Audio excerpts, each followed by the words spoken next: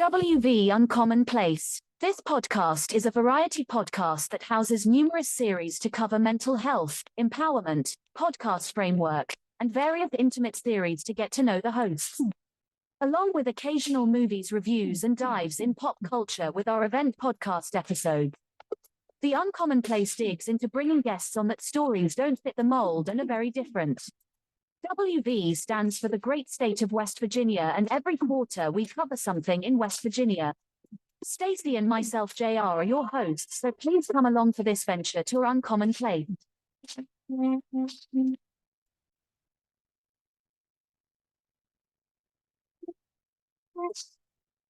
Howdy, everybody. I'm back. We're in 2025, which is crazy that this show's going, and this is part of the Interviews in Session series. I have my very first guest of the year with me. Her name is Jessie Hartnett. And for the first time ever, I have someone's name that I didn't chop up, mess up, or anything. So let's do like we do on West Virginia Uncommonplace or WV Uncommonplace, and let's ask that nostalgic question. Who is Jessie Hartnett? Hi there. Thank you so much for having me. I'm really excited to be on here and to be in the new year.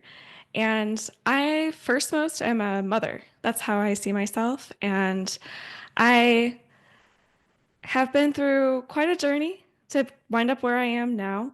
I have struggled with addiction most of my life, but have within the past 5 years, radically transformed and changed my entire life by changing my beliefs. And I now see all of the struggles I went through as a gift so that I could come into gratitude and come into knowing who I am and become closer to my authentic self. So I'm in my 30s now, and it's like a whole new me, and I'm just enjoying my life.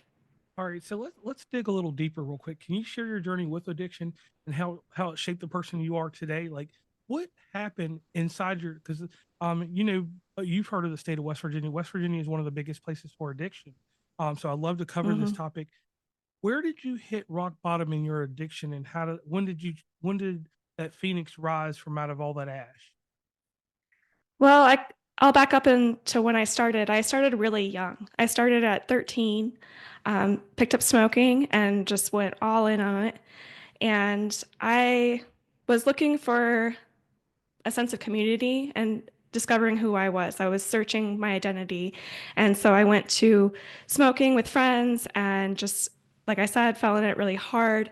I was pretty successful in school and kind of had this two sides of me where I was perfectionist, really hardworking, trying really hard, and then I would have all this stress and anxiety and pressure on myself, and so would use addiction to cope with that kind of drive that I had.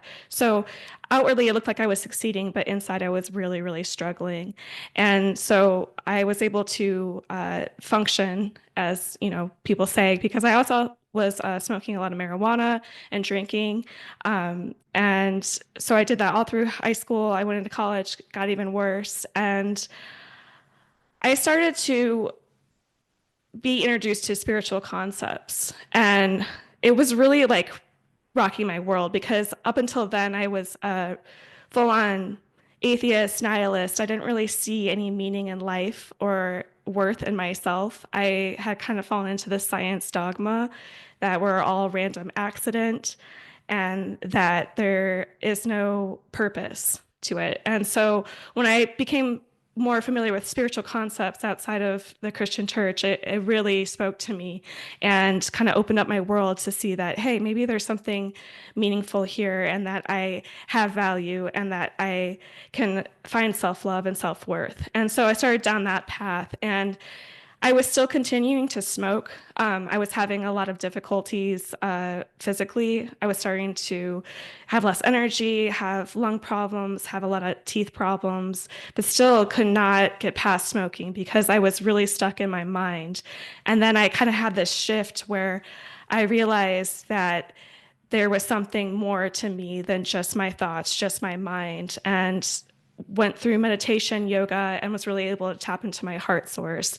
So I guess maybe, I don't know if I really had a rock bottom. I had a really bad experience with drinking and driving that scared me. I made it through okay, no arrest, no one was hurt. But I think that's maybe the closest I had to rock bottom, where I was like, look, I'm making a decision. I'm done. I am done. I don't care what it takes, how hard it is. I am putting everything down. I'm putting down drinking. I'm putting down smoking. And I'm going to do what I need to do to save my relationship with my partner, because, all these addictions, they impact your relationships with people. They mostly impact the relationship with yourself, where you kind of are running away from yourself, you're distancing from yourself. But it also, if you have relationships, they can really be motivating to help you get on the right path again. So that's me in a nutshell. Okay. And one other thing that I did notice that I picked up from this thing, when you started speaking about spirituality, we're not going to put any duality to it yet, but the spirituality, it seemed like you developed a certain type of morale or morality from this. Is that correct? Maybe the opposite. I feel like I had divided everything into good and bad. And that was really a part of the addiction, was either punishing myself for being bad, or, hey, I did good, I should reward myself. And once I was kind of able to get out of the morality and just go to acceptance, this is the way it is. This is who I am. I have different parts of me. Some parts are that I like those parts, and some parts of myself I'm not going to like, and that's okay. I don't have to have shame and guilt. Okay. So, like a different accountability with a different type of responsibility. Hey, there Yes, is some negative things, but I'll move the negative things into a compartment, the positive things into a compartment, and there won't be a a divider between them. They'll right. just both sit here. So I get you on that one. So going further into your story, you did talk about your education, and I have a sister that went down a similar road as you, and it was amazing that she was able to mask it with the intelligence and the accolades that come from being in school and doing things. So you kind of put the wool over a lot of people's eyes, and when your family members or someone close to you saw the person that was hurt, not this stoic not going to say literary, but the scholar. They seen that this hardened scholar that you were was only hardened because you were infused with alcohol, drugs, and different things that kept you going. What did they say to you, or what did the person that meant something to you in your life say to you when they figured out that, hey, you're only doing all this because you're pumping yourself full of all these negative influences? I don't think anyone did notice. A lot when I came out and it's like, hey, I'm not drinking, I'm not smoking anymore, people were shocked. They were like, I didn't know you had a problem. And it's like, I feel like nobody, it's hard for me to imagine, because it's, I'm not proud of the way I was behaving. But it ultimately came down to me, what I wanted for myself. I wasn't liking the person I was seeing when I looked in the mirror in the morning, and decided to change it, because it's easy to get stuck into this pattern where you're like, oh, these negative self-talk kind of things, where you think that you're not worth more and that you can't achieve more. And it really takes chipping away at those beliefs to actually change, but you can do it. And it's hard work sometimes, and it's a little scary. That's why it's a radical transformation to move out of addiction. You have to become another person. In a way, part of you needs to die, and it's scary. And there's a grieving process, but it's ultimately on you. That's why it's impossible to convince someone to stop smoking. I don't even try to do that. I speak to people that want to quit, because it's so personal. It has to come from you. Okay, so kind of wrapping that up, it's a long self discovery, a self journey that if you're not willing to take it or embark on it, then you know everybody has their time and space to do things. But like you said, you're there to help the person that's ready and has accepted. And acceptance is the hardest thing for us to do for ourselves, because we always think of ourselves, like you said, as being this type of. All of us feel like we're doing the right thing regardless of if it's bad. So now you did something about this. You've done something that is very inspiring. You wrote a book, Honor Your Heart, correct? Yes. Now, please tell me what inspired you to write this and how this book is helping you, not anyone else, but helping you today. Oh, it's helping me so much learn and go deeper, because this work is never done. You can always go deeper, get to know yourself better, and surprisingly, a lot of growth. I used to think like, oh, I need to add things. I'm not enough and I need to add. But what I'm finding is that it's more about shedding. It's more about releasing. It's letting things go, especially the identity. I feel like that's a huge part of what you were just speaking to, is that we put on this identity and we think that's who we are, and it's stuck. That's this is just who I am and whom I'm always going to be. But a lot of that is just ego that we use to protect ourselves, to gain acceptance. And so the more I let those things go, the more I can be true to my authentic self and be happy. And I came into writing the book, it wasn't very planned ahead. I used to really enjoy writing when I was young, and I got caught into this kind of, like I said, the science world, just really trying to work a lot with numbers and tests, and kind of lost that creative joy I had in writing. And when I became a mother, I left the job that was really causing me a lot of stress because I wanted to put myself wholly into my child, and I was able to fortunately do that. And so I had a lot more time with her to like slow down and be present and be aware. And it was really inspiring to me to be with her and to watch her, and it just kind of like sparked this creative element in me again. And so I started writing and loved it, and I was coming up with a lot of writings on my experience with addiction, and I was like, I think this could help someone. This is the book that I wish that I had 5-10 years ago. And so I kind of wrote it from that perspective, like, what do I wish I had known, and hoping to share that with others so they can come into it themselves a little bit sooner than I did. But no regrets. I'm glad I took the path that I took, because I wouldn't be where I am, and I'm actually in a very happy place. So And one emphasis that you had was the emotional and spiritual aspect of quitting smoking. Smoking to me, that and alcoholism are two of the hardest subjects to talk about with someone, or to even deal with on your own, because when you are smoking, you're tearing your body up inside. People only hear the cough, mhm. if that even happens, because some people go through their whole lives. I know a lady that's been smoking for 70 years, don't have a problem. I know a lady that smoked up until I'm 39, she's 35, and now, she's in a hospital with emphysema. So, you tackling that on, I want to commend you and say thank you for that, because that's really going to help someone, because no one wants to really talk about what it was like when they took that first cigarette, be it menthol or a cowboy killer, which is Marlboro. Yeah, that was mine. Yeah, because, and those are two different aspects there. But like, what made you to choose this aspect than purely a physical or medical one when putting this in your book?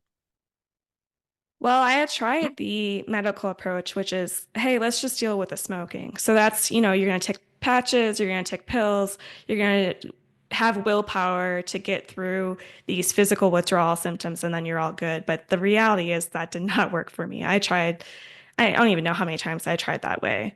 And what finally worked for me was looking at my thoughts around smoking, because I was just smoking on autopilot. I wasn't paying attention. And once I started to slow down and listen, my thoughts were very toxic. And I was very harsh and critical of myself. And every time that I had a negative thought about myself, I craved a cigarette.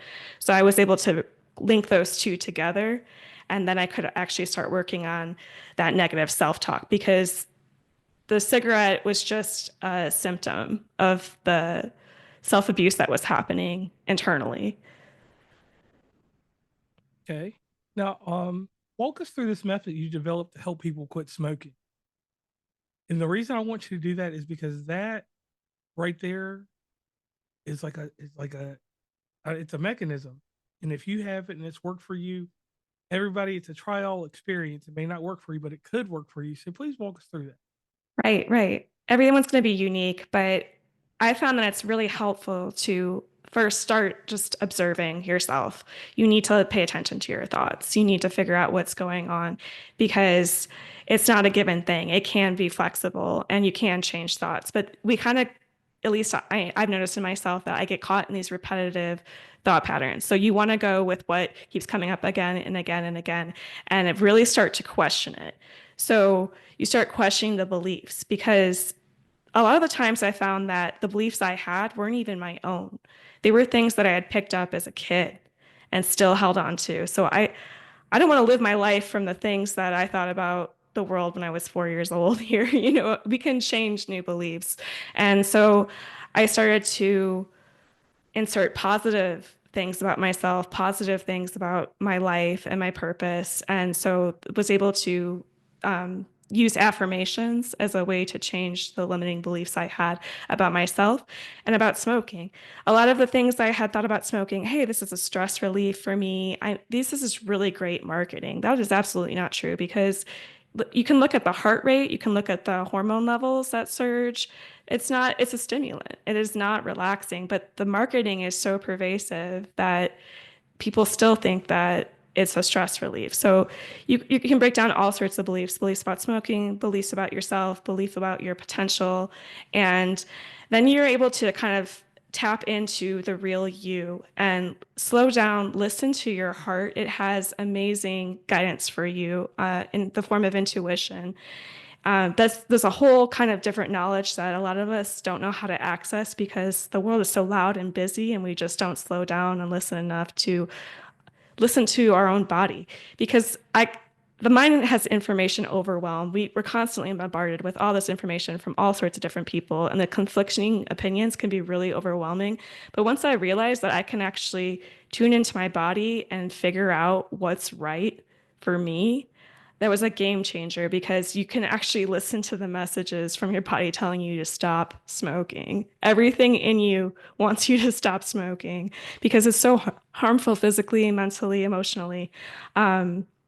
So that's some of the bit. And then also tapping into your joy, the things that you used to do before you smoked, and how to kind of relearning how to regulate because a lot of times with smoking, you kind of reach for it as a pacifier. So when you have feelings of anger, depression, so you kind of have to relearn how to find other ways to have those emotions. And part of it comes back to acceptance as well, accepting that it's okay to be sad, it's okay to be angry, and that you don't need to turn on yourself or, try to make it go away, that you can kind of just sit with it and process it. So that's been an ongoing difficulty for me because I still have trouble coping with those feelings. And so much of this comes from childhood. But it can all be relearned and you can make a new choice on how you want to live. Okay, and generally, like with that, also one thing I was going to ask you in there, but you already kind of answered it. Like, how do you handle that negative self-talk? Because, like you were saying about the negativity of like actually, using that cigarette, using that bottle of alcohol or anything as a pacifier. They do that. So, how do you cope with the negative self-talk that goes on in your head when you're thinking about this stuff? I don't allow it anymore. Like I said, you kind of get caught in this cycle and repeat over and over and over again. And I cut it off as soon as so you have to pay attention. So you have to recognize it. That's the huge part because I feel like, so many of us, we just go through our mind and we think like, okay, this is reality. And it's not. You can make your own reality. So when I start to go down that path, I say no. I just absolutely say no. And then I counteract it with a positive thought. And just kind of like, it's kind of like brainwashing.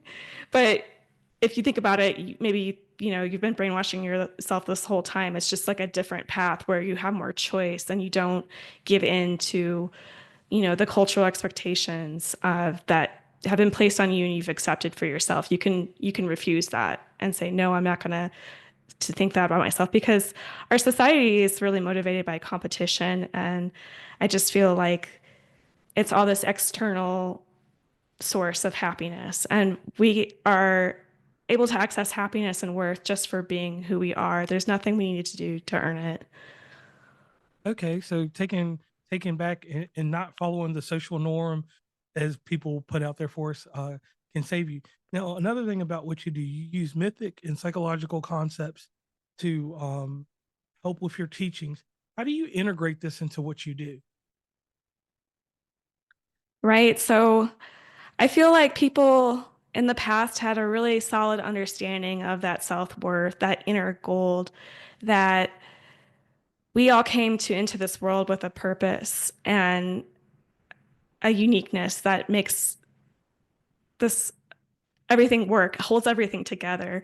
And that's kind of been lost, like I said, with this external driver and this competition of modern society, this loudness, this busyness, and not taking the time to sit in the discomfort, to get to know ourselves, to see meaning in the struggle. A lot of these myths, are about radical transformation. Like the common one is the hero myth that, goes out into the world, experiences a struggle, and comes out understanding themselves better and having more strength and power.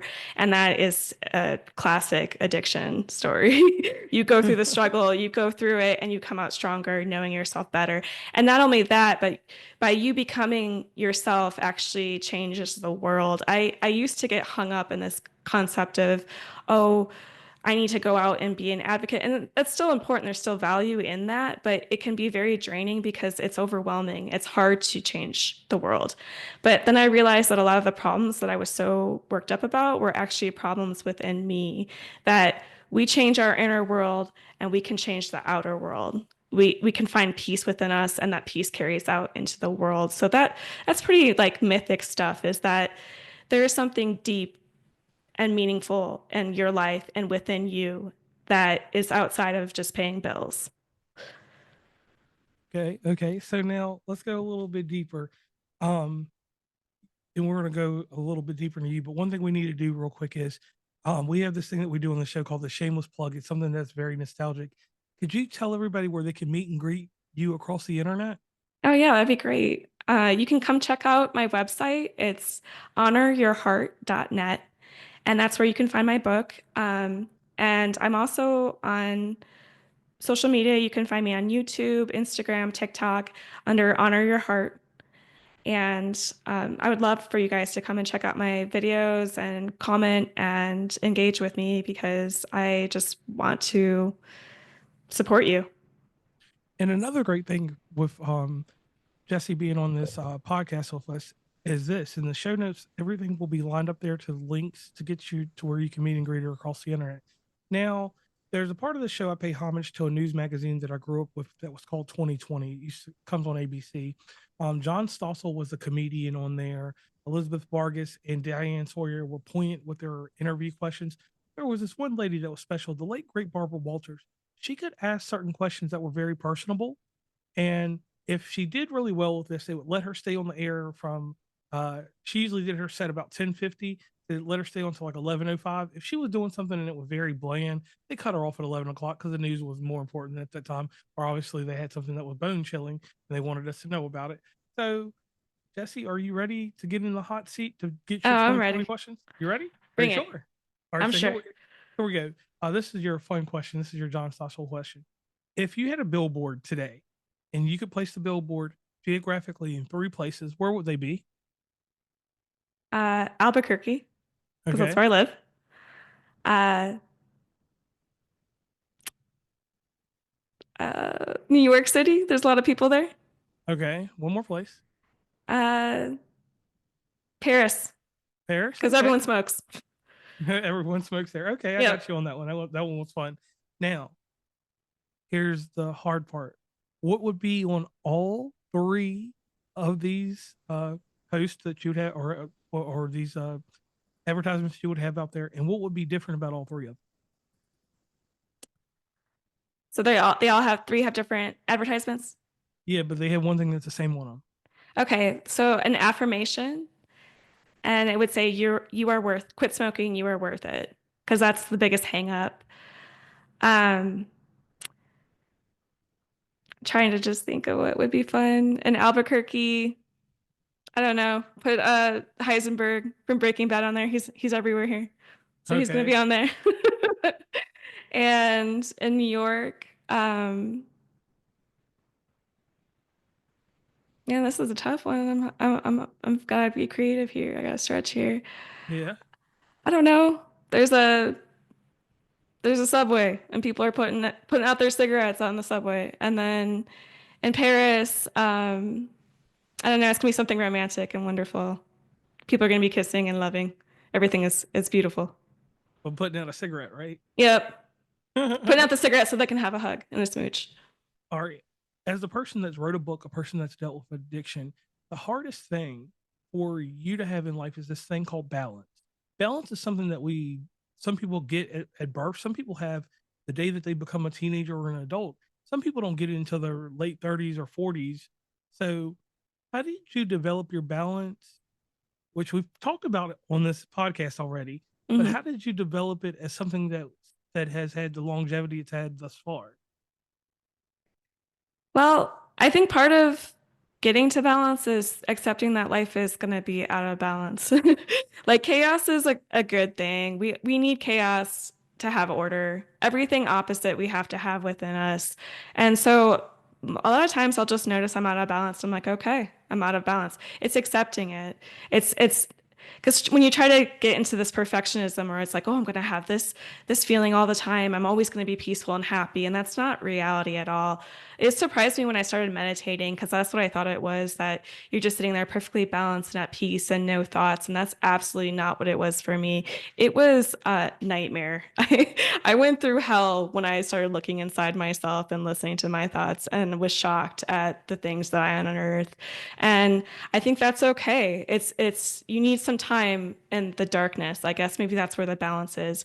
You go through the darkness, you sit in it, and you can come out with the light because you can't have one without the other. I think a lot of people want to do the spiritual bypassing where they just get to the good stuff, but you actually learn more about yourself and you can appreciate the good stuff when you go through the hard stuff. I like that one. Now, this is probably the hardest question before we get to your Barbara Walters question. There's this thing in everybody's bathroom. It's called a mirror. In a mirror, I've noticed, even in my household, people brush their teeth, they go by it, but some people don't actually look in that mirror at themselves. I actually look at myself, and I do it 2 times, in the morning, in the evening. And if I'm traveling, obviously I'm a hotel room somewhere. So I look in the mirror once in the morning, once in the evening. Do you look in the mirror at all? Absolutely. That's been a huge part of facing myself. The hardest thing for me was looking into the mirror and saying, I love myself or I love you to yourself.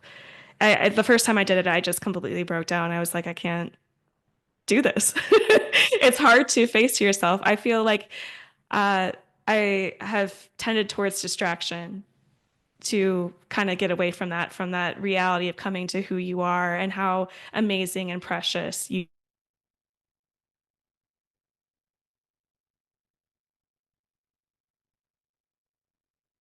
to look in the mirror and recognize your worth and your power. Okay. Okay, now here's the hardest question, and this is one that breaks a lot of people. And I'm one person. I was lucky because I don't know where I got it from. It's this magical word called self-esteem. Now, self-esteem has different connotations and meanings to people, but self-esteem to me is we go back in time and we remember a locomotive or a train. A train, you people used to put coal in it, and it would keep it going and keep it going. And some people didn't put coal in their train, they put other things and it slowed down till it stopped. Was there a pivotal moment in your early age where your self-esteem stopped? I mean, yeah. I mean, I can't even remember it. It probably happened when I was a baby. Oh, I I wasn't able to put myself first. My childhood was not about me. I had to cater to my home and make sure that everyone was okay in my home before myself. So that I feel like that was damaging to my self-esteem.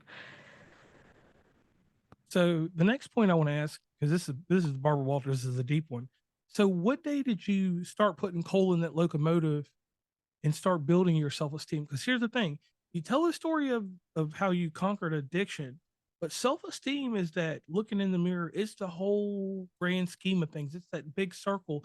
It's what we call the evolving revolving matter that's inside of all of us.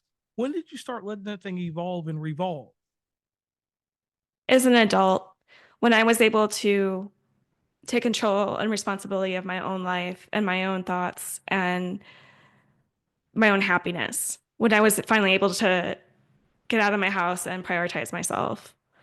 Um, and then, like I said, I did struggle with my early adulthood with addiction.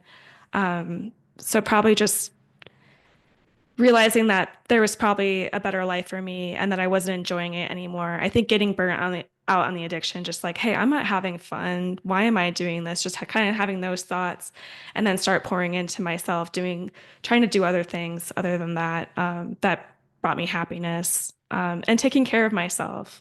Because for so long, I didn't even know how to take care of myself. I didn't know how to cook. I didn't know how to do anything. So when I started doing that, that really started to build my self-esteem. It's like, wow, I can actually do things. So it was adulthood for me. Okay, and I like that. And that's the most personable question. And I think that's going to be the gem inside this episode, because that takes a lot to tell people that. That's one of those things that's the most personal thing, one of the most personal things you can express and give to someone. So I want to thank you for that. So real quick, we're gonna slide over, and I like to give everybody a little testimony about themselves. So Jesse, we just met today. We spoke a little bit earlier in the week, and I read everything that was about you, and we got everything worked out for the show. So I want to thank you for coming on the show. But one thing I want to give you that I give everybody: tenacity. You got that. You already know what tenacity is. You know how to take that, fortify, build walls, set boundaries, and love people and have people love you. The key thing is that we didn't address in the episode, but I will say this: you learned an amazing skill, and that was boundaries. Boundaries are ways and means for us to open the floodgates and close the floodgates. It takes a special kind of person to do that, because I know people that are near me, dear to me, and people that are far away from me that I can just see across the street, and I can say, hey, that person does not have boundaries, and you have that. So keep that, and please, it's a formula, it's a secret that we express in the world. You're expressing that through your book. So thank you for doing that for people, letting people know that it's all right to quit smoking. You don't have to sit in the confines of every way that the social norms want you to be for getting rid of this addiction. So thank you for that. Now, here's the next thing. The role as a mother, the role as a wife, the role as the aunt, the role as the confidant, friend, the personal caretaker for everyone else. It takes a toll on you. So I hope that you have fundamentals that work with you beyond what you have set up spirituality wise and different things like it. Even if it's just turning around and looking outside for the sun, and you're in a hot place anyway. I know it gets cold at night, but in the wintertime, but you got some warm weather. So I know that keeps you on your toes. So stay in New Mexico or go to Florida. Those are the only two places you may want to go. You don't want to come out here where it's cold. So here's the last thing I want to tell you, and I want you to like hug yourself with this. It took a point where you walked in front of that mirror for about 20 plus years and didn't look. You just kept going in and out the bathroom, or anytime you seen it in your locker, if you had a mirror in there, you took it down at some point because you didn't approve of yourself. But the day that you got the credit, you got the sufficient credit score you decided that you needed in life, you took care of yourself. You said, I'm warranted and I'm needed in the world, and I'm going to embark on this journey. And this journey is what you have right here with you, yourself, your family, and honor your heart. And that's got a .com to it too, people. So on that note, I want to tell .net. you, .net, sorry Okay. about that, .net. So I want to tell you, thank you for coming on the show. Is there a person or some people that you would like to give flowers to? Because we don't always get to give flowers to people, and this is immortalized in video and in audio, so they will be immortalized, know that you care and have always cared. Would you like to give them a quick little shout out? My husband, absolutely. He has lifted me up. He has been with me through everything. He's been showing me that I can have love. It started with him, just the love between him helped me to grow and love myself. And he has taught me everything I know about love, and I'm so grateful for him. Okay, and I want to thank everybody. And like always, when you're seeking the uncommon, you come to West Virginia Uncommonplace and you get the uncommon, and then it becomes common with you, just like Jessie Hartnett did by coming on the show today. She was uncommon to you all, and now she's common to you guys. So go out in the world, embrace her, and let's let that outro hit. Please follow WV Uncommonplace on Instagram, Tumblr, Twitter, TikTok, where we have some great content, Facebook, LinkedIn. Hit up the merch store at oncommonplace.square.site. Join the email list from the website, and rate, subscribe, and give feedback from your favorite podcatcher. And lastly, thanks for listening, and tune into the next episode.